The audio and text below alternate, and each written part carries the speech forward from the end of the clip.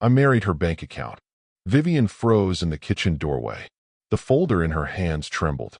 Gregory's voice drifted through the open patio doors, relaxed, almost amused, like he was discussing the weather. She's comfortable, stable. That's what I needed. His mother's voice, cautious. But do you love her?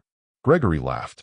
The sound was dry, dismissive, a sound Vivian had never heard in 12 years of marriage. Love? Mom, she's a 60-year-old orphan who's been desperate for family her whole life. She was easy, quiet, rich, and grateful. The perfect deal. The folder slipped, hit the tile. Vivian didn't move to pick it up. She trusts me completely, Gregory continued. That's the key. No drama, no suspicion. She thinks we're partners. Eleanor's sigh carried through the spring air. Just don't hurt her, Gregory. Gregory's response was colder than Vivian knew a human voice could be. I won't have to. I just need things to stay smooth until I can move more assets. Besides, he laughed again, she's not getting any younger. If something happens to her, everything comes to me anyway. The words didn't hit all at once. They settled slowly, like a death sentence read in monotone. Vivian stood frozen in her own kitchen, a kitchen she'd designed, in a house she'd bought, filled with furniture she'd paid for, and felt something inside her chest crack open. 12 years. 12 years of believing she was finally loved. 12 years of trusting a man who'd been counting down the days until her death. Outside, birds sang. Inside, something died. She didn't move, didn't breathe. The silence stretched, 10 heartbeats, 20, 30, until the world resumed without her permission. Then Vivian bent down, picked up the folder, smoothed the papers with steady hands, walked quietly to her office, closed the door, and began to think. Notice how you're still here? You're different from the ones who already clicked away. People like you subscribe, the ones who need to see how this ends. So, why haven't you? Vivian Okafor learned survival before she learned love. At 7 years old, she watched her parents die. Her mother and father, Nigerian immigrants who ran a small catering business in Atlanta, were killed in a car accident on the way to deliver food for a wedding. One phone call, one moment, and Vivian became an orphan in a country that didn't know her anything. She was shuffled between relatives who tolerated her more than wanted her. She wore secondhand clothes that never quite fit. She ate last at family dinners. She learned early that love was conditional and security was something you built with your own hands. No one was coming to save her. No one ever would. So she saved herself. By 16, she was working in restaurant kitchens after school, scrubbing pots until her hands bled, learning recipes by watching, staying late when others left early. By 20, she was managing a small cafe. By 30, she'd saved enough to open her own catering company. By 57, Okafor's Table was the premier black-owned catering empire on the East Coast, a $65 million business that served governors, CEOs, and 3 presidential inaugurations. Vivian built everything from nothing. Every dollar earned, every connection cultivated, every setback survived. She never forgot being the orphan nobody wanted. That memory drove her to succeed and made her vulnerable to anyone who made her feel chosen. Enter Gregory Ashford. He was 51 when they met at a charity gala 12 years ago. White, polished, from old Virginia money that had run dry decades earlier, but still carried the scent of pedigree. A corporate consultant, he called himself, which meant he advised wealthy people on how to protect their wealth and took a percentage for his trouble. Unlike other men intimidated by Vivian's success, Gregory seemed to celebrate it. You're not like other wealthy people, he told her early on, his hand warm on her lower back as they stood by the champagne fountain. You're grounded. Real. You built this yourself. That's extraordinary. For Vivian, who had spent 50 years proving herself, fighting for respect in rooms that didn't want her, building an empire alone, Gregory's admiration felt like water after decades in the desert. He pursued her with patience.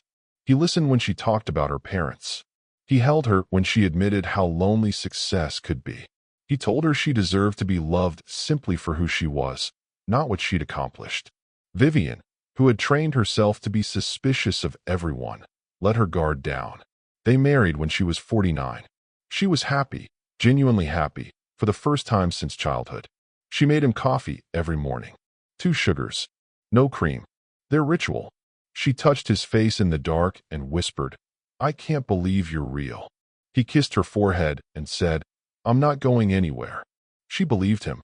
She believed all of it. What she didn't know, Gregory had researched her extensively before their chance meeting at the gala. He knew her net worth. He knew her properties. He knew that an orphan who built everything alone would be desperate to finally have a partner. He positioned himself as that partner, while quietly positioning himself for access. Over 12 years, Gregory embedded himself in her life like a virus. He helped manage household finances. He advised on business decisions. He introduced her to investment opportunities that, she would later realize, benefited his associates more than her. He convinced her to add his name to 3 properties for estate planning purposes.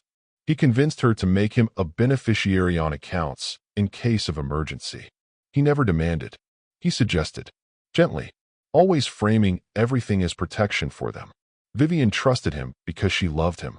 She trusted him because she had never been loved before. She trusted him because the orphan inside her, the 7-year-old girl standing in a hospital hallway being told her parents were gone, still believed that being chosen meant being safe. She was catastrophically wrong. Now, sitting in her office with the patio conversation replaying in her mind, Vivian touched her wedding ring, twisted it, almost pulled it off, stopped. Her hands were shaking. She pressed them flat against the desk until they steadied. Outside, Gregory's laughter drifted through the open windows. Vivian closed her eyes, counted her heartbeats. 1, 2, 3, 4, 5. A habit from childhood. Something she did when the world felt too big and she felt too small. When she opened her eyes, her hands were steady. Her face was calm. And deep inside, where the orphan still lived, where the wounds still ached, something cold and patient began to wake up. Gregory didn't know it yet, but the woman he married for her money was about to become the last mistake he ever made. What she'd discover in the next 3 weeks would make the patio conversation feel like mercy. Vivian didn't confront Gregory that night, or the next. She watched him instead, studied him the way she used to study competitors, looking for weaknesses, patterns, tells. Gregory moved through their home like he owned it. Because legally, partially, he did. 3 properties, joint accounts, beneficiary designations, 12 years of carefully planted roots. She'd signed everything he put in front of her, trusting that marriage meant partnership. Now she saw it for what it was, a long con executed with patience. It started small. 6 months after the wedding, Gregory suggested combining their finances. "It's easier this way," he said, kissing her temple as they sat at the breakfast table. "1 account. No confusion. We're a team now." Vivian hesitated. She'd spent 40 years building financial independence. But Gregory's hand was warm on her shoulder. His smile was gentle. "Don't you trust me?" he asked. The question landed exactly where he intended, on the orphan wound, the place that feared being alone again. "Of course I trust you," Vivian said. She signed the papers that afternoon. 2 years in, Gregory started helping with business decisions. "You're working too hard," he told her, massaging her shoulders after a 16-hour day. "Let me take some of the load. I used to consult for companies twice this size." He positioned himself as her protector. He attended board meetings, reviewed contracts, offered advice that sounded sophisticated but, Vivian realized now, mostly benefited his network. He introduced her to Marcus Chun, an investor who promised expansion capital but delivered loans with predatory terms. He recommended Whitfield and Associates, an accounting firm that, she would later discover, had been funneling money into shell companies Gregory controlled. Every suggestion came wrapped in concern. "I just want to protect what you've built," Gregory would say, his voice steady and sincere. Vivian believed him because she wanted to, because believing him meant she wasn't alone anymore. For years into the marriage, Gregory mentioned estate planning. "We should think about the future," he said one evening, pouring her wine in the study. "If something happens to you, I want to make sure everything's protected. And if something happens to me, you should have access to everything." It sounded reasonable. Mutual protection. Partnership. Vivian signed documents adding Gregory's name to the Virginia Beach house, the Savannah property, the downtown loft. For estate planning purposes, the lawyers said. Vivian didn't read the fine print. She was tired, distracted, trusting. Gregory kissed her hand across the table and said, "Now we're really in this together." She smiled. She had no idea she was signing away leverage. 7 years into the marriage, Vivian started feeling tired. Not normal tired. Bone-deep exhaustion that sleep didn't touch. She ignored it. She'd built an empire by pushing through discomfort. But then came the back pain, the nausea, the swelling in her ankles. "You're working too hard," Gregory said, bringing her tea in bed. "You need to slow down." He sounded concerned, attentive, like a husband who cared. Vivian leaned into his chest and thought, "I'm so lucky." She had no idea that Gregory was already calculating, already waiting, already wondering how long it would take. 12 years in, Vivian finally went to the doctor. Dr. Rebecca Williams, her longtime physician, ordered blood work, then a CT scan, then more tests. Vivian sat in the waiting room, Gregory beside her, his hand covering hers. "Whatever it is, we'll handle it together," he said. She believed him. The diagnosis came on a Tuesday.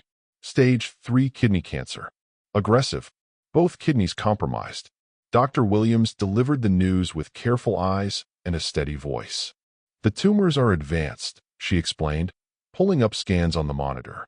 "Chemotherapy can slow progression, but your best chance for survival is a kidney transplant. Without it, we're looking at 18 months. Maybe less." Vivian absorbed the words like blows. 18 months. Maybe less. She was 59 years old. She'd survived poverty, racism, loneliness, loss. She'd built an empire. And now her body was killing her from the inside. "A transplant," Vivian repeated, her voice hollow. "From whom?" "A living donor is ideal," Dr. Williams said. "Family members are usually the best match." Vivian almost laughed. Family. She had no family. She'd been alone since she was 7 years old. Except, she looked at Gregory, her husband, her partner, the man who vowed in sickness and in health. "We'll figure it out," Gregory said, squeezing her hand. But Vivian felt something flicker in his grip, something hesitant. She pushed the thought away. That night, Vivian lay awake in the dark. Gregory's breathing was steady beside her, deep, unbothered, the sleep of someone with no weight on their conscience. She stared at the ceiling and thought about her parents. Her mother used to say, "Vivian, baby, you're stronger than you know." Her father used to say, "The world doesn't give you what you deserve. You take it." Both of them died before she could prove them right. Now, lying in the dark with cancer eating her kidneys and a husband who might be her only chance at survival, Vivian whispered to the ghosts, "I'm scared." No answer came, just Gregory's breathing, and the clock on the nightstand, ticking toward a future she couldn't see. The next morning, Vivian made coffee. 2 sugars, no cream. She set Gregory's mug on the table exactly where he liked it. He came downstairs in his robe, hair still damp from the shower, and kissed the top of her head. "Morning, sweetheart." Vivian smiled. "Morning." He sat, sipped, scrolled through his phone. "I was thinking," Vivian said carefully, "about what Dr. Williams said. About the transplant." Gregory didn't look up. She said family members are usually the best match. Gregory's thumb paused on the screen, just briefly. Then he resumed scrolling. "Right. Would you?" Vivian's voice wavered. She hated how small she sounded. "Would you be willing to be tested?" Gregory set the phone down, looked at her with an expression she couldn't quite read. "Of course," he said, but his eyes shifted left, just slightly.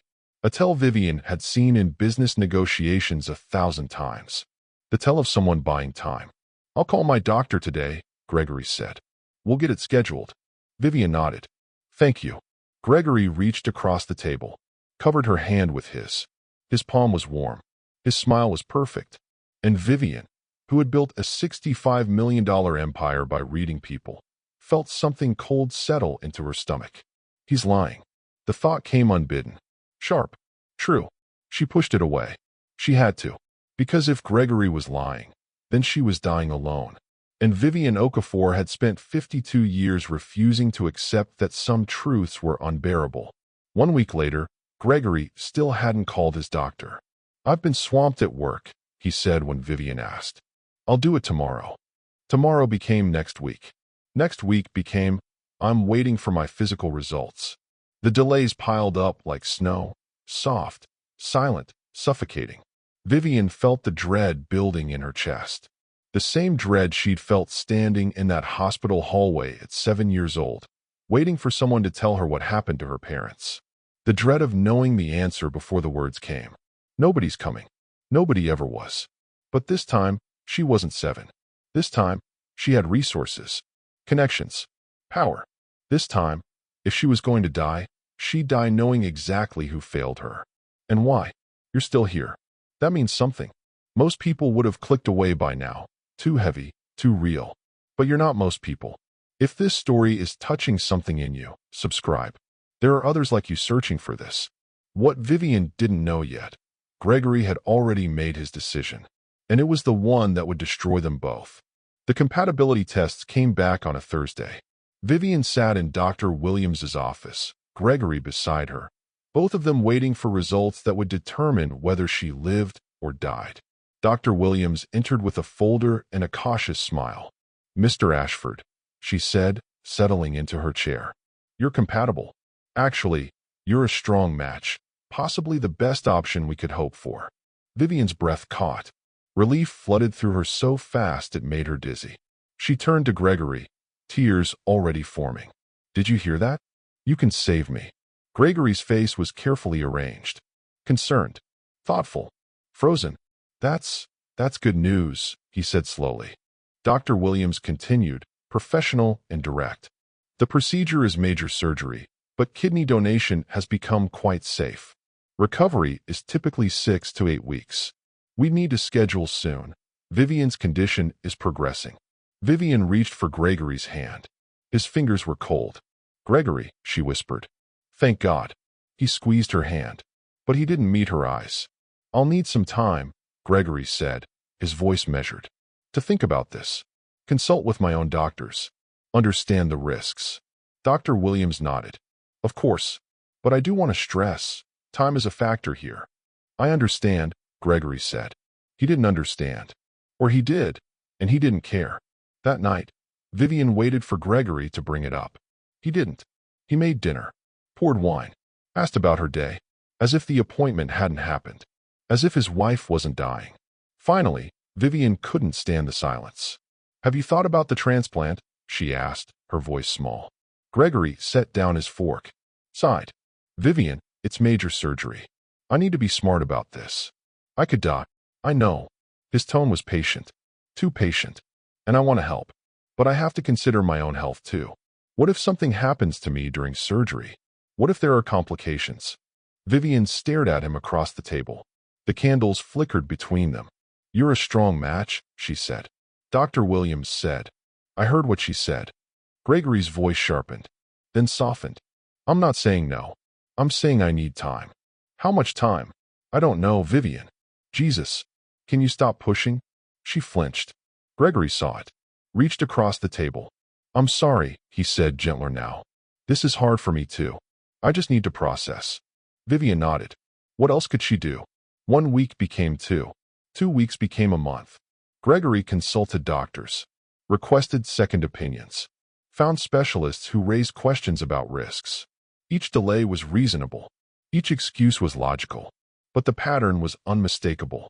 He was stalling. Vivian's body was failing, and her husband was buying time. Finally, on a Sunday morning, Vivian cornered him. She'd spent the night vomiting from chemotherapy. Her skin was gray. Her hands shook. She found Gregory in his study, reading the newspaper like it was any other day. "I need an answer," Vivian said from the doorway. Gregory looked up. "About what?" "Don't." Her voice cracked. "Don't pretend you don't know." Gregory folded the newspaper carefully. "Vivian." "Yes or no, Gregory? Will you donate a kidney?" The silence stretched. Vivian counted her heartbeats. 1, 2, 3, 4. "I can't," Gregory said finally. The words landed like stones. "Can't or won't." Vivian's voice was barely a whisper. Gregory stood, straightened his shoulders. I've thought about it carefully. I've consulted with 3 different doctors. The risks are too high. I'm 63 years old. If something goes wrong during surgery, we both lose. It's not responsible. I'm your wife. I know. I'm dying. I know that too. Gregory's voice was steady, detached. And I'm sorry. I truly am. But I have to protect myself. You wouldn't want me to sacrifice my health, would you? Vivian stared at him. At the man she'd loved for 12 years. The man she'd trusted with everything. The man who was choosing discomfort over her life. Sacrifice, she repeated. You think saving my life is a sacrifice. That's not what I meant. Then what did you mean, Gregory? He said nothing. The clock on the wall ticked. Outside, a dog barked. Vivian felt something inside her chest collapse. Not her heart breaking. Worse, her hope dying. Get out, she said quietly. Vivian, get out of this room. Now. Gregory hesitated, then left. The door clicked shut behind him. Vivian stood alone in his study, surrounded by books she'd paid for, in a house she'd bought, dying from a disease she couldn't control and married to a man who'd rather watch her die than experience inconvenience. She walked to the window, looked out at the garden. The roses were blooming, red and full and alive. She touched the glass. Her reflection stared back, gaunt, hollow-eyed, ghostly. Nobody's coming, the 7-year-old orphan whispered inside her. Nobody ever was. This time, Vivian didn't argue. That night, Vivian couldn't sleep. She lay in the dark, listening to Gregory's breathing beside her. Deep, steady, untroubled. The breathing of a man with no weight on his conscience. She wanted to scream. She wanted to shake him awake and demand to know how he could sleep while she was dying. Instead, she got up, walked to the bathroom, stared at herself in the mirror. Her mother's eyes stared back. Strong, tired, stubborn.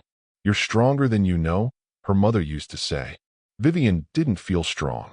She felt hollow, used, betrayed. But beneath the grief, something else stirred. Something cold and patient and calculating. The same instinct that turned an orphan into an empire builder. The same survival mechanism that carried her through 52 years of fighting. Gregory thought he could wait her out. He thought she'd die quietly, conveniently, leaving everything to him. He had no idea what he'd just awakened. The next morning, Vivian scheduled an appointment with her lawyer. Not the estate attorney Gregory knew. A different one. Constance Abera, 62. Black. Brilliant. Known for dismantling fraudulent husbands. I need to understand my assets, Vivian said on the phone, her voice steady. Every property, every account, everything my husband has access to. Constance's voice was sharp and knowing. What are we looking for? The truth, Vivian said. She hung up. Made coffee. 2 sugars. No cream. Set Gregory's mug on the table. When he came downstairs, she smiled. Morning. Gregory kissed her forehead. Morning, sweetheart. You feeling okay? Better, Vivian lied. Gregory sat, sipped his coffee, scrolled through his phone. He had no idea that the woman across from him had just declared war. Quiet war. Patient war. The kind of war you didn't see coming until it had already destroyed you. Vivian watched him over the rim of her own mug. Counted her heartbeats. 1, 2, 3, 4, 5. Outside, birds sang. Inside, something cold and sharp and unstoppable began to grow. Gregory had refused to save her life. So Vivian decided she'd save herself. And in the process, she'd take back everything he tried to steal. 3 days later, Vivian collapsed during a business meeting. She woke up in the hospital, and 4 in her arm, Dr. Williams standing over her with worried eyes. Your kidney function is declining faster than we anticipated, Dr. Williams said gently. We need to find a donor soon. Have you reached out to family? Friends? Anyone who might be tested? Vivian closed her eyes. Family. Friends. She thought of the cousins she'd put through college. The nieces and nephews she'd helped. The church she'd poured millions into. I'll make some calls, Vivian said. But she already knew. She'd spent 50 years giving. Now she was about to discover exactly what that generosity was worth. Within 2 weeks, Vivian would learn that the people she'd saved for decades wouldn't lift a finger to save her. and the cruelty of it would nearly kill her before the cancer could. Vivian made a list. Every person she'd helped over the past 30 years. Every scholarship funded. Every business loan co-signed. Every favor granted. The list filled 3 pages. She started making calls. Cousin Marcus was first. Vivian had put him through college.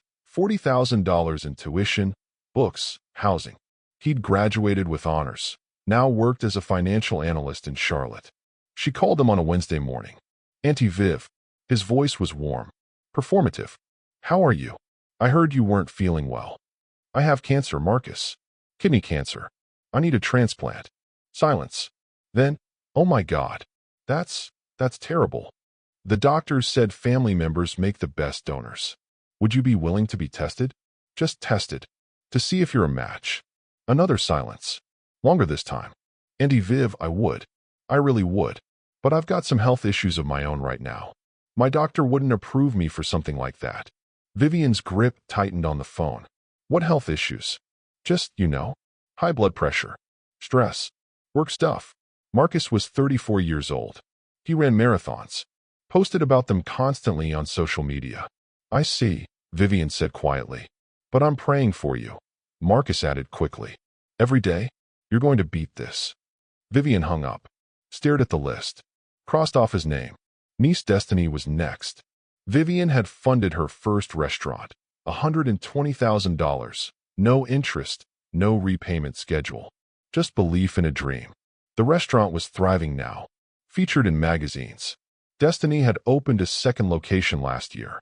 "Aunt Vivian," Destiny said when she answered, voice cautious. "I heard. I'm so sorry. I need help, Destiny." "Anything. What do you need?" "A kidney donor. Would you consider being tested?" The pause was briefer this time. Destiny had practiced her answer. "Aunt Vivian, I want to. I really do. But I'm trying to get pregnant. My doctor said I can't do any major surgeries right now. It could affect my fertility." Vivian closed her eyes. "You've been trying for 3 years." "I know.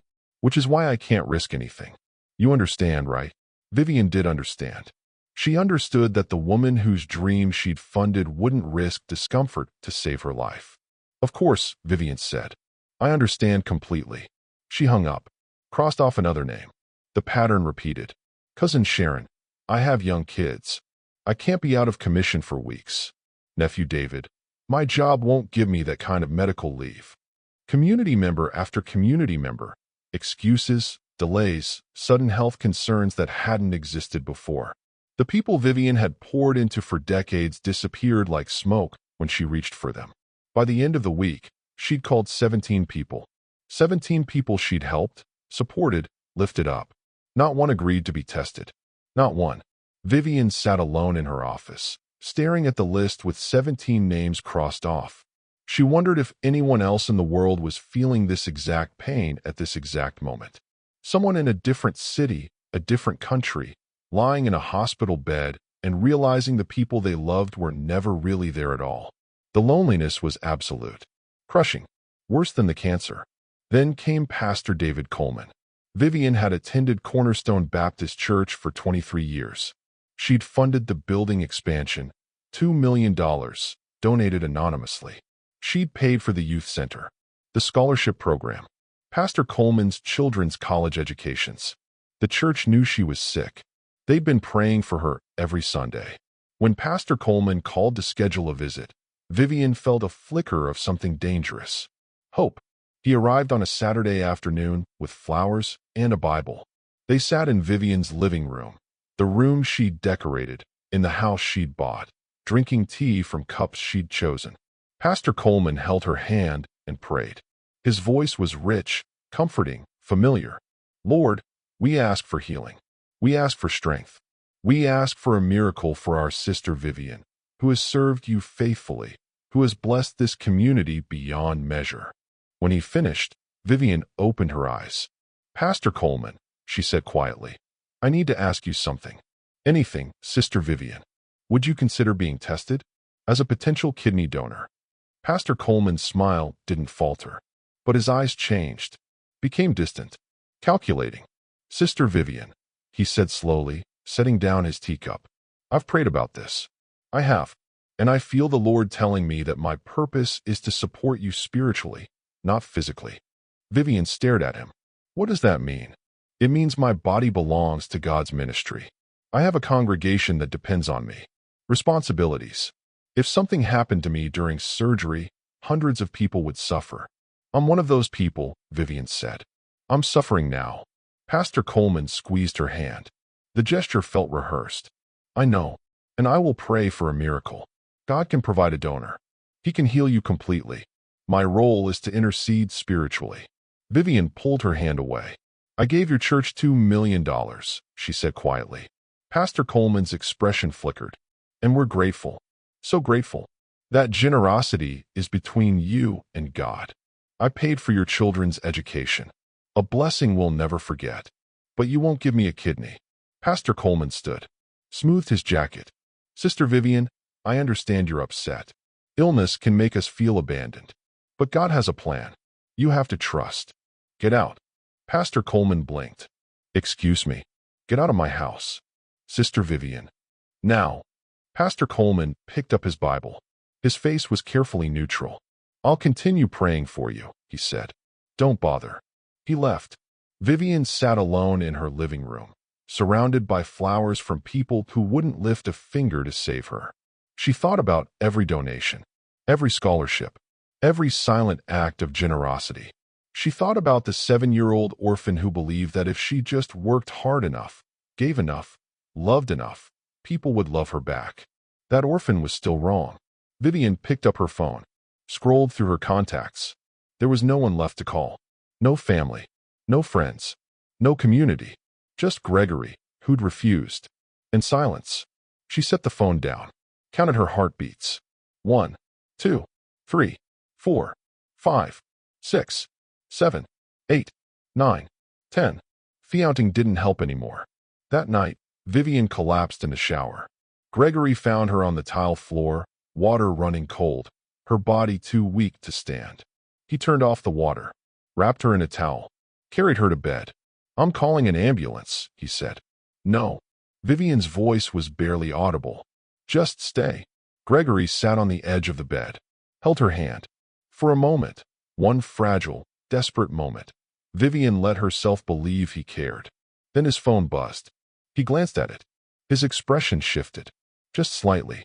Annoyed. Interrupted. He silenced the phone, smiled at her. Rest, he said. I'm here. But Vivian had seen it. The flash of irritation.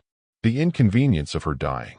She closed her eyes, let him think she was sleeping, and felt the last ember of hope inside her finally die. 3 days later, Brenda arrived. Vivian's assistant for 22 years. The only person who'd visited consistently since the diagnosis. She knocked softly on the bedroom door. Ms. Okafor, you awake? Vivian sat up slowly. Come in. Brenda entered with a folder. Her face was grim. I didn't want to tell you this, Brenda said quietly. But you deserve to know. She set the folder on the bed. Inside, photographs, receipts, credit card statements, and recordings. Vivian's hands trembled as she opened it. The first photograph showed Gregory with a woman. White, late 30s, beautiful in a cold, manufactured way. They were at a restaurant. His hand on her thigh, her lips near his ear. The date stamp, 2 weeks ago, while Vivian was in chemotherapy. Her name is Sloan Whitmore, Brenda said. Interior designer. Worked on your Savannah property 2 years ago. Vivian stared at the photograph. How long, she whispered. 18 months. 18 months. While Vivian was building a life, Gregory was building an exit. There's more, Brenda said quietly. Audio recordings. From a private investigator I hired after noticing financial irregularities. She pressed play. What Vivian heard on that recording would make the kidney refusal look like mercy. And what came after, the twist she never saw coming, would change everything. Gregory's voice filled the bedroom. Casual, confident, planning her death like a business transaction. Once Vivian dies, everything transfers to me. The business, the properties, the accounts. I've made sure of it over the years. Sloane's laugh was sharp and cold. And then we can finally stop pretending. Exactly. I give it 6 months, maybe less. The cancer's aggressive. She's already declining. By next year, we'll be living in her penthouse. Our penthouse, Sloane corrected, voice dripping with possession. Our penthouse, Gregory agreed. Vivian's hands clenched the sheets. Brenda reached over, squeezed her shoulder. The recording continued. Gregory detailing exactly how he'd positioned himself financially.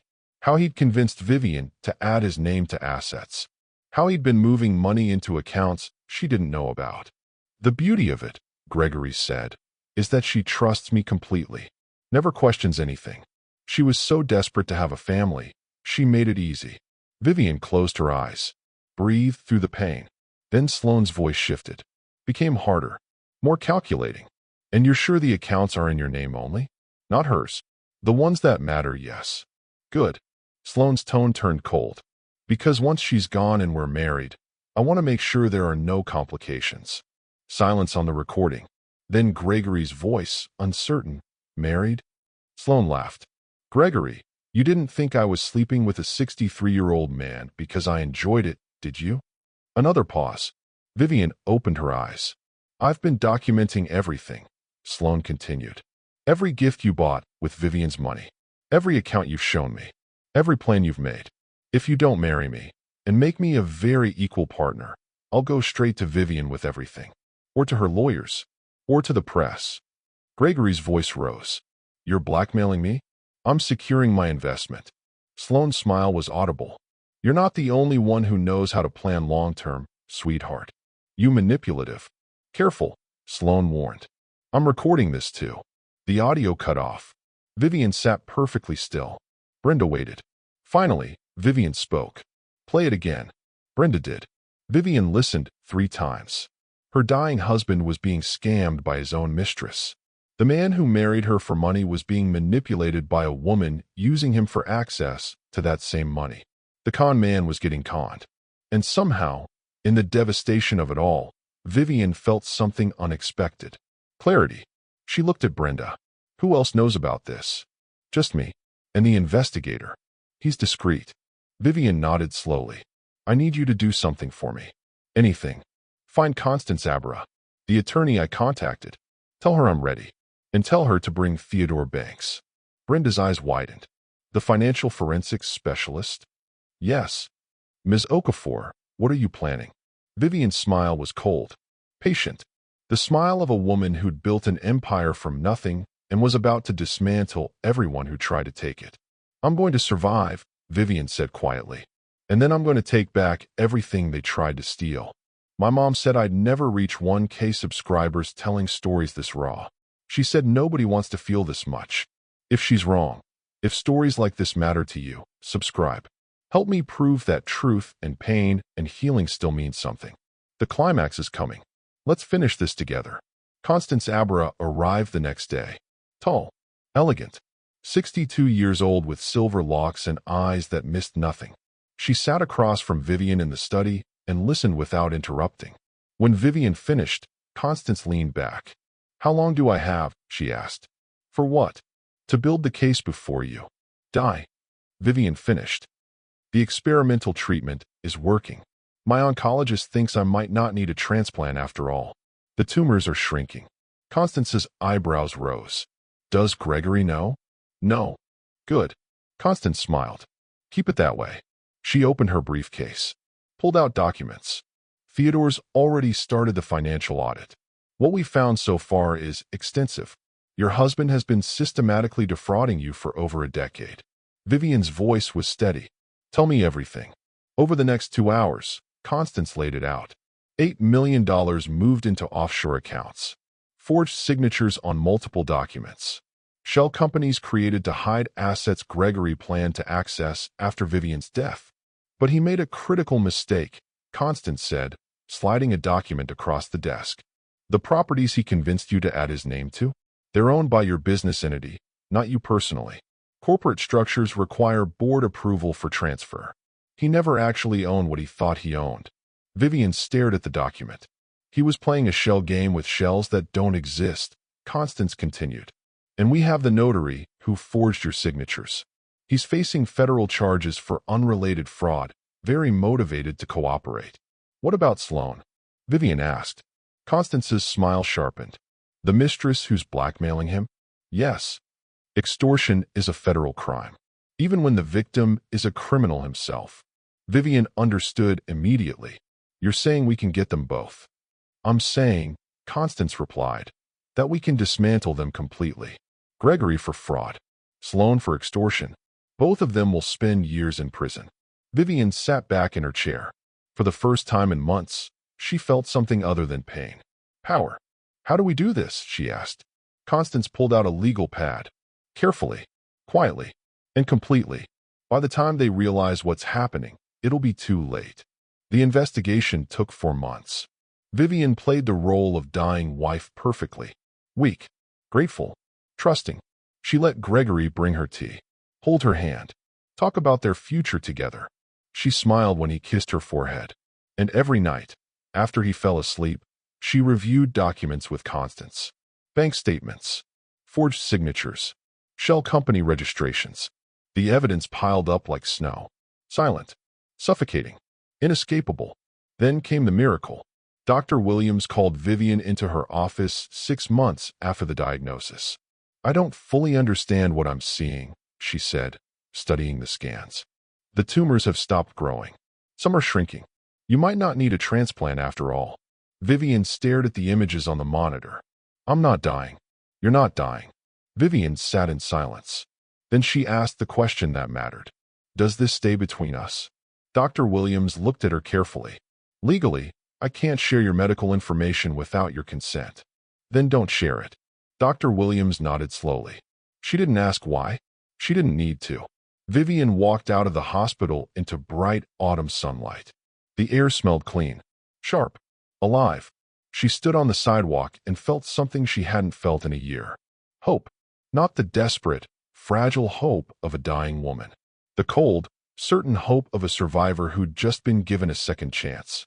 Gregory thought he was waiting her out. Sloane thought she was positioning herself for inheritance. Neither of them knew the woman they'd tried to bury had just clawed her way back to life. And she was coming for everything. Vivian had survived cancer. Now she had to survive long enough to watch the people who betrayed her destroy each other. What she didn't know, the darkest hour was still coming. Vivian's remission was a secret. Only Dr. Williams, Constance, and Brenda knew. To everyone else, Gregory, the church, the family who'd abandoned her, Vivian was still dying. She played the part flawlessly. Thinner, weaker, moving through the house like a ghost. Gregory watched her decline with poorly hidden impatience. You should rest more, he'd say, voice dripping false concern. What he meant, die faster. Vivian heard it every time. But keeping the secret came with a cost. The isolation was absolute. She couldn't celebrate, couldn't tell anyone, couldn't feel the relief she deserved. She was alive, but living like she was dead. The loneliness carved her hollow. One night, Vivian stood in the bathroom staring at her reflection. The cancer had taken weight she couldn't afford to lose. Her cheekbones were sharp. Her eyes were sunken. She looked like she was dying, even though she wasn't. The woman in the mirror was a stranger. A ghost. A performance. Vivian touched the glass. Who are you? She whispered. The reflection didn't answer. The breaking point came on a Tuesday. Vivian was reviewing financial documents with Constance when nausea hit like a freight train. Leftover from chemotherapy. The poison that had saved her still lingered. She barely made it to the bathroom before vomiting. Constance found her on the floor 20 minutes later. Ms. Okafor. I'm fine. Vivian's voice was hoarse. You're not fine. I'm alive. That's enough. Constance knelt beside her. Is it? Vivian looked at her. You're in remission, Constance said gently. You survived, but you're living like you're still dying, hiding in your own life, pretending to be weak while you build a case against people who don't deserve another second of your energy. What else can I do? You can let yourself feel it. Constance's voice was firm. The anger, the grief, the relief, all of it. Because right now, you're so focused on revenge you're forgetting to live. Vivian closed her eyes. If I stop, she whispered, if I let myself feel it all at once, I'll break. Maybe breaking is part of healing.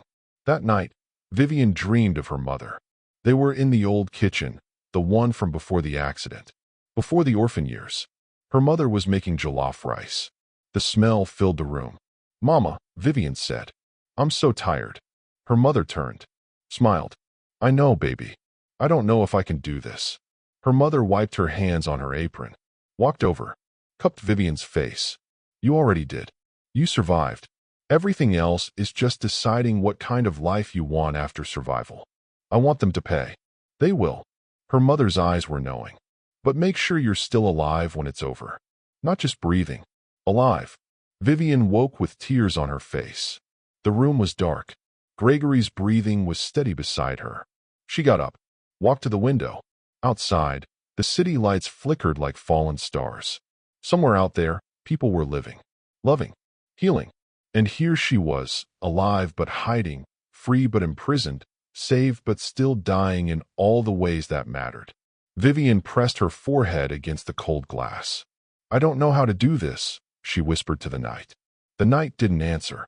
But somewhere deep inside, something shifted. A decision. A choice. She would finish what she started. She would dismantle Gregory and Sloane and everyone who'd betrayed her. But after, she would learn how to live again. Gregory couldn't sleep. He stood in his study at 2 a.m., bourbon in hand, staring at a photograph he kept hidden in his desk. His father, before the bankruptcy, before the drinking, before the night he'd put his fist through the kitchen wall and told 12-year-old Gregory, "You're weak, just like your mother." Gregory's father had died penniless, bitter, screaming at nurses in a county hospital about money stolen, respect lost, a life wasted. Gregory had sworn he'd never end up like that. Never vulnerable, never dependent, never poor. He looked toward the bedroom where Vivian slept, dying, he thought, convenient and quiet. If he gave her the kidney, he'd be the one in a hospital bed.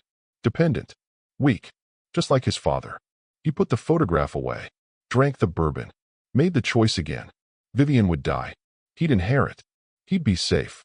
But standing alone in that study at 2 a.m., some small part of him, the part that remembered being 12 and terrified, whispered a truth he'd spend the rest of his life running from. He'd become his father anyway, just in a different way. The next morning, Constance called. "We're ready," she said. "All the evidence compiled. Federal prosecutors are interested. We can move forward whenever you give the word." Vivian sat in her office, phone pressed to her ear. "How long until arrest?" 2 weeks. Maybe 3. "We coordinate with the FBI, serve warrants simultaneously." Both of them, Gregory and Sloane. Same day. Vivian closed her eyes. This was it. The moment she'd been building toward. "Do it," she said. But that night, doubt crept in. Vivian lay awake, staring at the ceiling. She thought about the woman she used to be. Before Gregory. Before cancer. Before betrayal. That woman had believed in second chances. In forgiveness. In the possibility of redemption. What had happened to her? Vivian didn't know if this made her strong or if it made her something else. Something harder. Colder. Was she seeking justice? Or just becoming what they'd made her? She didn't have an answer. All she knew was that she'd made her choice. And she'd have to live with it. 2 days before the arrests, Vivian had one final appointment with Dr. Williams. "Your latest scans are remarkable," Dr. Williams said, smiling. "The tumors are almost gone. Your kidney function is stable. You're going to be okay." "I'm going to be okay," Vivian repeated. She'd waited months to hear those words. Now, sitting in the doctor's office, she finally let herself believe them. "Thank you," Vivian whispered. Dr. Williams reached across the desk, squeezed her hand. "You fought hard for this." Vivian nodded. She had fought. For her life. For her dignity. For the right to decide who got to stay in her world. And she'd won. Now came the reckoning. You've stayed through the betrayal, the refusal, the abandonment. You've watched Vivian nearly break. If you're still here, if this story is doing something to your heart you can't name, subscribe. Because what comes next is everything we've been waiting for. Justice is coming. In 48 hours, FBI agents would knock on Gregory's door. And the man who'd spent 12 years stealing her life would finally learn what it meant to lose everything. The call came on a Tuesday morning. "FBI is ready," Constance said. "Warrants signed. Arrest scheduled for Thursday at 7 a.m. Both locations simultaneously." Vivian stood at her office window, phone pressed to her ear, watching the city wake up below. Thursday, she repeated. 48 hours. Are you ready? Vivian thought about the orphan girl standing in a hospital hallway 52 years ago, waiting for someone to tell her what happened to her parents. She thought about the woman who built an empire from nothing. She thought about the wife who trusted a man who married her bank account. She thought about the cancer patient abandoned by everyone she'd ever helped. I'm ready, Vivian said. Wednesday night, Vivian couldn't sleep. She lay in the dark, Gregory breathing steadily beside her, and counted down the hours. 12 hours until his world collapsed. 12 hours until he learned what it meant to lose everything. She turned her head, studied his face in the moonlight. He looked peaceful, innocent, like a man with nothing to hide. Vivian wondered if he dreamed. And if he did, whether she existed in those dreams as a person or just a number in a bank account. She'd never know. And it didn't matter anymore. Thursday morning, 6:47 a.m. Vivian was already awake, dressed, sitting in her office with coffee. Not the ritual coffee. Not 2 sugars. No cream for Gregory. Just hers. Black. Bitter. Clear. Her phone buzzed. Constance. Agents en route. Stand by. Vivian set down the cup. Her hands were steady. Her heartbeat was calm. No counting needed. She walked to the window. Watched the street below. At 6:52 a.m., 3 black SUVs pulled up to the building. 6 agents emerged. Vivian watched them enter the lobby. Listened to the elevator hum. Counted the floors. 12. 13. 14. 15. The penthouse. The knock came at exactly 7 a.m. Vivian heard Gregory stumble out of bed. Who the hell? She stayed in her office, door cracked, listening. Gregory opened the front door in his robe, hair disheveled, still half asleep. Gregory Ashford? Yes. What's this about? FBI. You're under arrest for wire fraud, forgery, conspiracy to commit financial crimes, and elder abuse. Silence. Then Gregory's voice, rising with panic. This is a mistake. My wife. Your wife, the lead agent said calmly, is the one who provided the evidence. Vivian heard Gregory's sharp intake of breath. Vivian. She stepped out of the office, walked into the living room, stood in the doorway of her bedroom, her penthouse, and met his eyes. Gregory stared at her, really looked at her for the first time in months. Vivian, he breathed. You look alive, she finished. His face went white. The cancer, in remission, has been for months. Surprise. Gregory lunged toward her. 2 agents restrained him immediately. This isn't over, he screamed as they cuffed his wrists. You can't do this. That money was ours.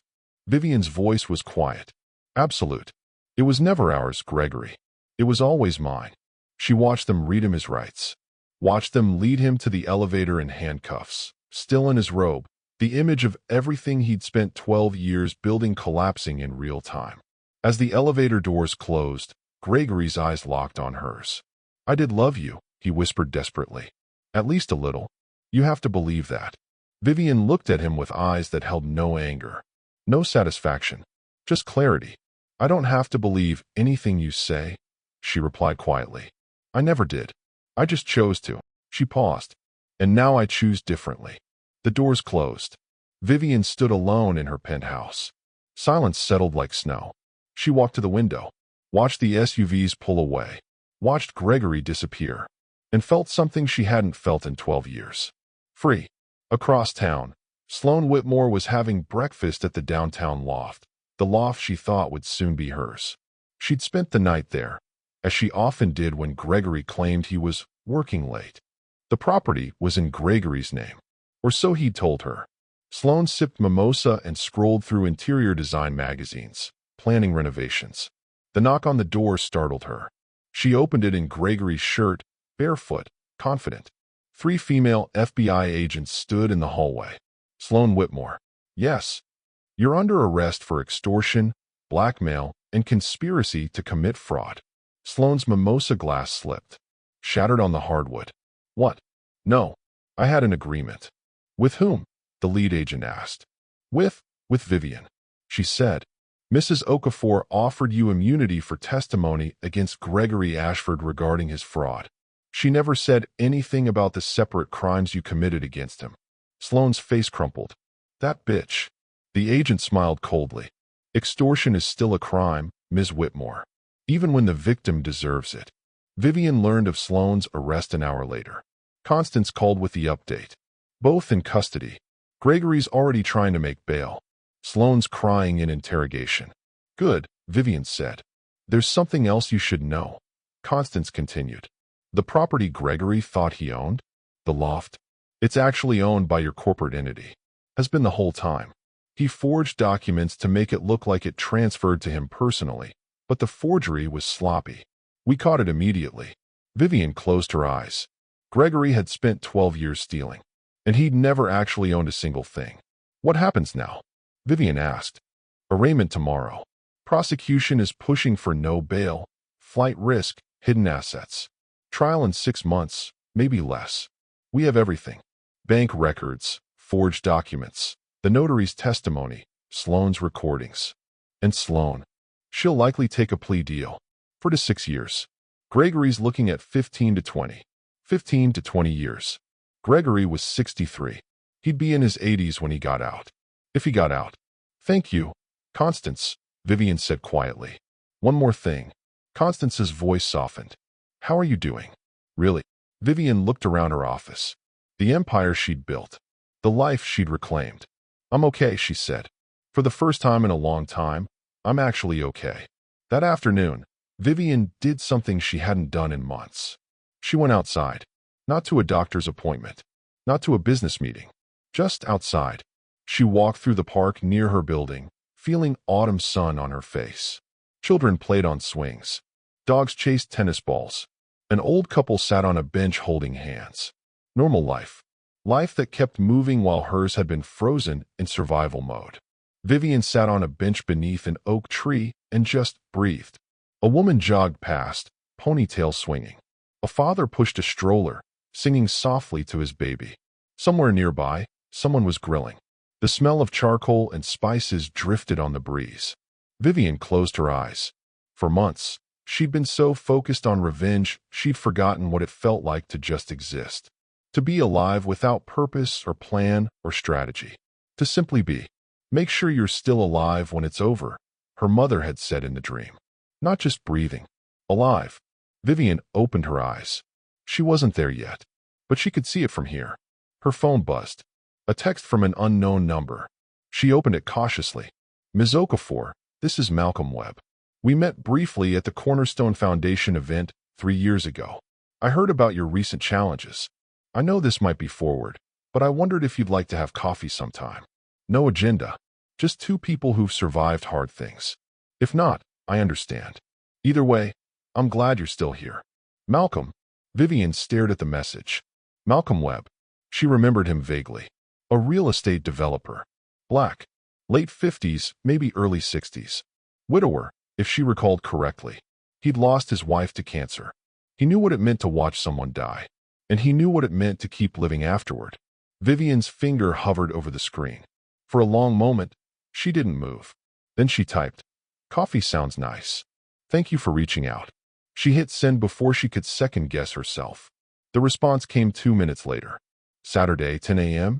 There's a place on West Street that makes the best butter croissants in the city. Vivian smiled. A real smile. The kind that reached her eyes. Saturday works. See you then. She put the phone away. Sat beneath the oak tree, watching life continue around her. And for the first time since the patio conversation that shattered her world, Vivian felt something dangerous and fragile and absolutely terrifying. Hope. Not hope that Gregory would be punished. Not hope that justice would be served. Hope that maybe, just maybe, there was life after survival. That being chosen wasn't the same as being loved. That she could build a future that wasn't just revenge. That the story didn't end with destruction. It ended with becoming whole. Did you feel that shift? That moment when hope cracked through the darkness? That's why stories like this matter. You've stayed for Gregory's arrest. Now stay for what comes next. The trial, the sentencing, and Vivian finally free. People like you subscribe because some stories don't just entertain. They heal. But Gregory wasn't done fighting. And what happened in that courtroom 3 months later would give Vivian something she never expected, the last word. The trial lasted 3 weeks. Vivian attended every day. She sat in the gallery, dressed impeccably, watching Gregory's defense attorney try to salvage the unsalvageable. Gregory had aged in jail. His hair had gone grayer. His shoulders slumped. He looked smaller than she remembered, diminished. The man who'd once moved through her home like he owned it now shuffled in shackles. Vivian felt nothing watching him. No satisfaction. No anger. Just the quiet certainty that justice had a timeline, and his had finally arrived. The prosecution built their case methodically. Theodore Banks testified about the financial fraud. $8 million moved offshore. Forged signatures on dozens of documents. Shell companies created to hide assets. The notary testified, voice shaking, about the documents Gregory paid him to falsify. Sloan testified as part of her plea deal, detailing Gregory's admissions. How he'd married Vivian for money, how he'd waited for her to die, how he'd positioned himself to inherit everything. The recordings played in open court. Gregory's voice filled the room. She was so desperate to have a family, she made it easy. Vivian sat perfectly still. The jury's faces shifted. Disgust, anger, pity, not for Gregory, but for her. Gregory's attorney tried damage control. My client made mistakes. But this was a marriage. Assets were shared. Intent is difficult to prove. The prosecutor cut him off. Intent. We have your client on tape admitting he married Mrs. Okafor for her bank account. We have financial records showing systematic theft. We have forged documents. What more intent do you need? The attorney had no answer. Then came Vivian's turn on the stand. She walked to the witness box in a navy suit, head high, hands steady. The prosecutor began gently. Mrs. Okafor, can you describe your relationship with the defendant? Vivian's voice was calm, clear. I thought we were partners. I thought he loved me. I was wrong on both counts. When did you discover the truth? When I overheard him tell his mother he married my bank account. A murmur rippled through the courtroom. And how did that make you feel? Gregory's attorney stood. Objection. Relevance. The judge looked at him over her glasses. Overruled. The witness may answer. Vivian met the jury's eyes. I felt like the 7-year-old orphan I used to be. The girl nobody wanted. I'd spent 50 years proving I was worth something. And the man I married saw me as a transaction. Several jurors looked away. One woman in the front row was crying. The prosecutor continued. Mrs. Okafor, you were diagnosed with cancer during your marriage. Is that correct? Yes. Stage 3 kidney cancer. Did you ask your husband to be tested as a potential donor? Yes. And what was his response? Vivian's voice didn't waver. He refused. He said the risks were too high, that he had to protect himself. Your husband, who'd spent 12 years positioning himself to inherit your wealth, refused to donate a kidney that could save your life. Yes. The courtroom was silent. What happened next? I reached out to family, friends, people I'd helped for decades. I asked them to be tested. Vivian paused. 17 people. Not one agreed. The prosecutor let that sit. Then, Mrs. Okafor, how did you survive? Experimental treatment. Clinical trial. My cancer went into remission. And you kept that remission secret? Yes. Why? Vivian looked directly at Gregory. Because I needed to know the truth. And as long as he thought I was dying, he kept revealing it. Gregory's attorney cross-examined. Mrs. Okafor, isn't it true that you're a wealthy, powerful woman? That you could have any motive, revenge, control, bitterness over an affair, to fabricate these charges? Vivian's expression didn't change. I didn't fabricate anything. Your client did. He forged my signature. He stole my money. He admitted on tape that he married me for access to my assets. Those are facts, not motives. But you were angry, weren't you? About the affair? I was heartbroken, Vivian corrected quietly. There's a difference. Heartbroken enough to destroy his life. Vivian leaned forward slightly. I didn't destroy his life. He did. I just made sure there were consequences. The attorney tried another angle. You have substantial resources. You could have divorced him quietly, moved on. Instead, you pursued federal charges. Why? Vivian's voice was steady as stone. Because what he did wasn't just betrayal. It was fraud. It was elder abuse. It was systematic theft. And if I'd stayed quiet, he would have done it to someone else. She paused. I didn't do this for revenge. I did it so the next woman he targets won't lose 12 years of her life to a man who sees her as a bank account. The courtroom erupted in murmurs. The judge gavelled for silence. Gregory's attorney sat down. He had no more questions. Closing arguments came on a Friday. The prosecution was brief and devastating. Ladies and gentlemen, this case is simple. Gregory Ashford married a successful woman. He systematically positioned himself to steal her assets. When she became ill, he refused to help because her death benefited him. The evidence is overwhelming. The recordings are clear. Your job is to hold him accountable. Gregory's attorney tried. My client made mistakes in his marriage. But mistakes aren't crimes. Marital assets are complicated. The prosecutor stood for rebuttal. Forged signatures are crimes. Moving $8 million into hidden offshore accounts is a crime. Waiting for your wife to die so you can inherit her empire is elder abuse. This isn't a complicated marriage. It's a criminal enterprise. The jury deliberated for 4 hours. When they returned, every face was set. On the count of wire fraud, how do you find? Guilty. On the count of forgery? Guilty. On the count of conspiracy to commit financial crimes? Guilty. On the count of financial elder abuse? Guilty. The judge's gavel fell. Gregory's face crumbled. Sloane, watching from the gallery in handcuffs awaiting her own sentencing, closed her eyes. Vivian sat perfectly still. No tears. No triumph. Just the quiet weight of justice finally served. Sentencing came 2 weeks later. The judge was a black woman in her 60s. She'd reviewed every document, listened to every recording. She looked at Gregory with something close to contempt. Mr. Ashford, you targeted a woman who'd spent her life building something from nothing. You exploited her desire for family. You stole systematically. And when she needed you most, you abandoned her. Gregory started to speak. The judge held up a hand. I've heard enough from you. Now you'll hear from me. She sentenced him to 18 years in federal prison.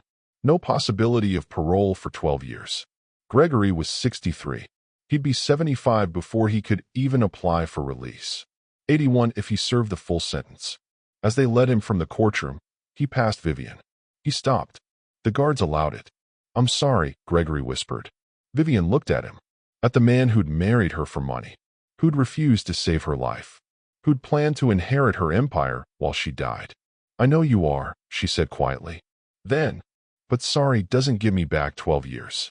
Sorry doesn't erase the nights I spent dying alone while you planned your future with another woman. Sorry doesn't make you a different person. It just makes you a caught one. Gregory's eyes filled with tears. Vivian stayed dry.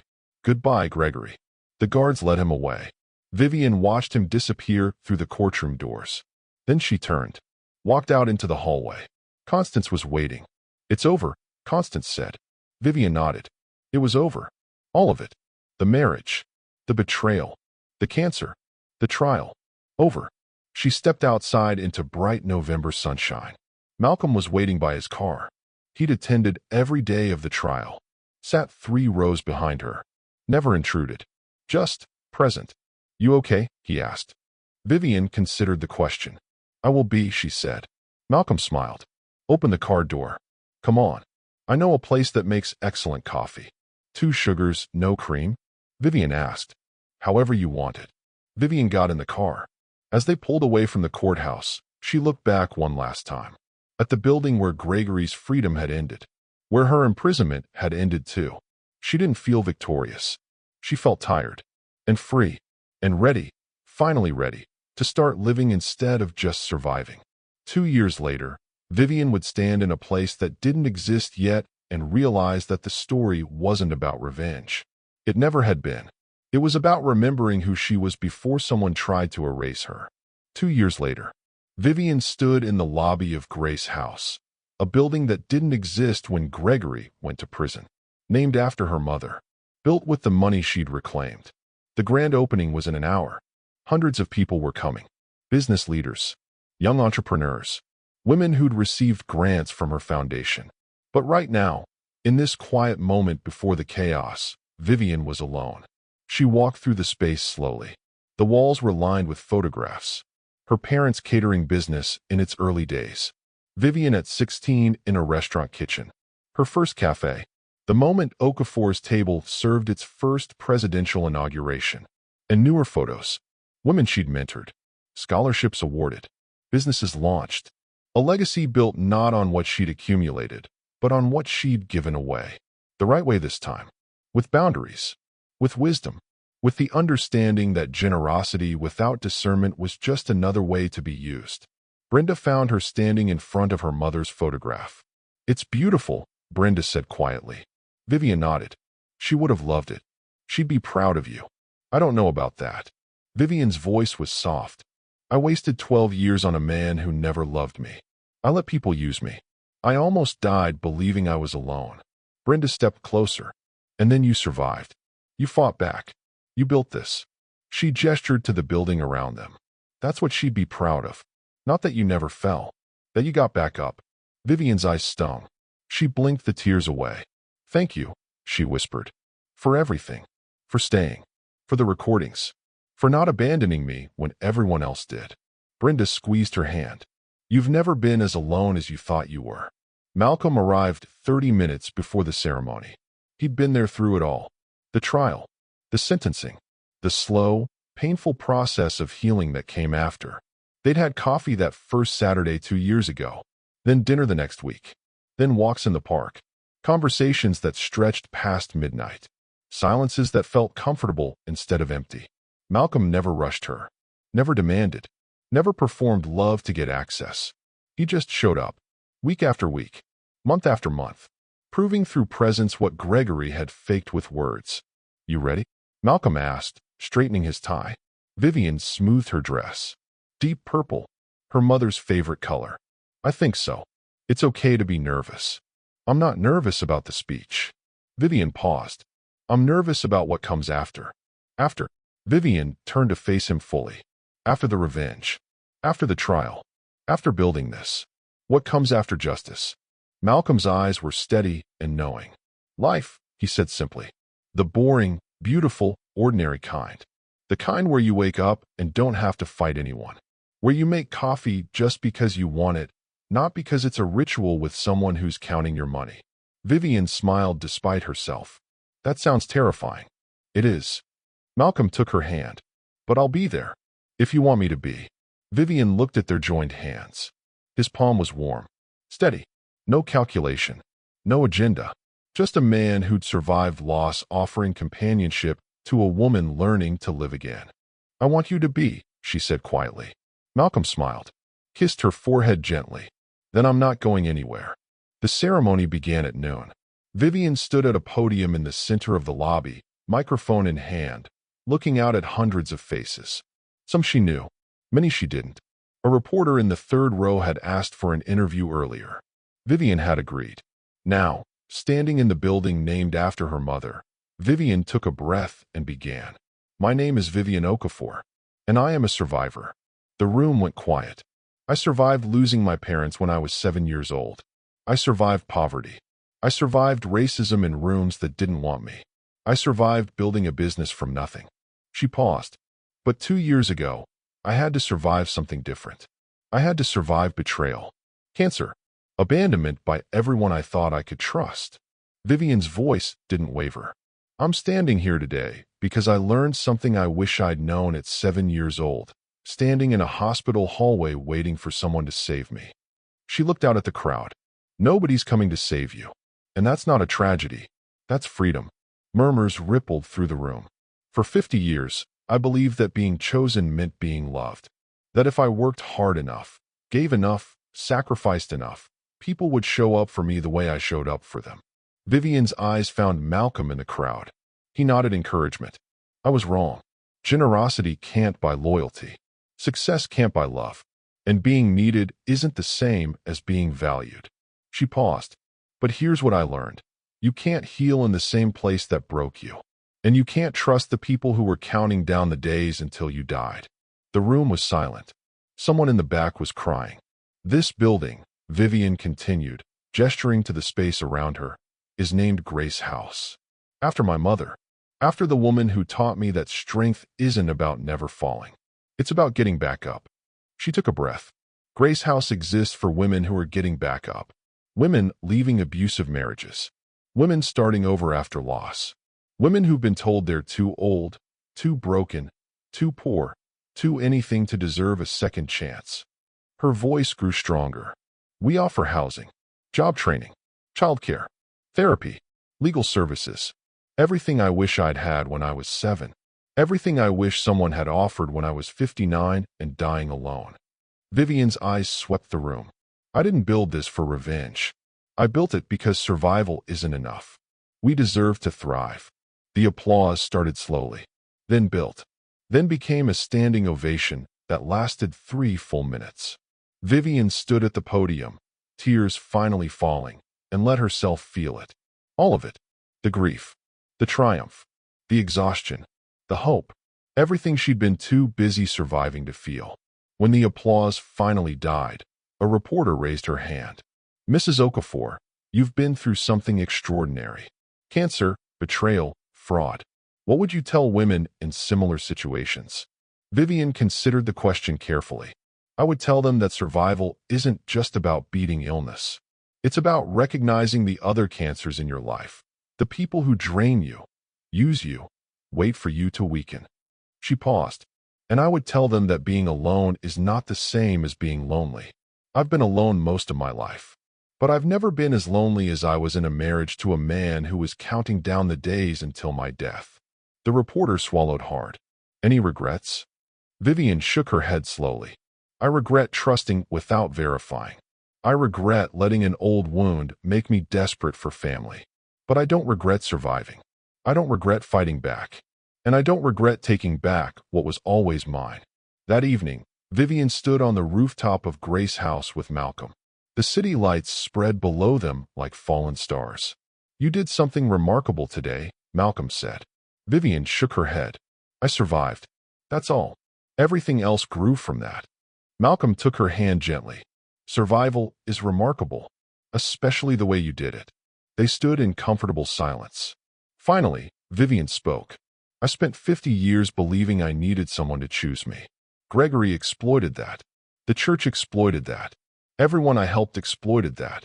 She turned to Malcolm. You never exploited it. Malcolm's eyes were steady. Because I didn't want to be chosen. I wanted to be earned, the same way I wanted to earn you. Vivian felt something settle in her chest. Not need. Not fear. Peace. I'm not easy to love, she warned. Malcolm smiled. I'm not looking for easy. I'm looking for real. Vivian exhaled slowly.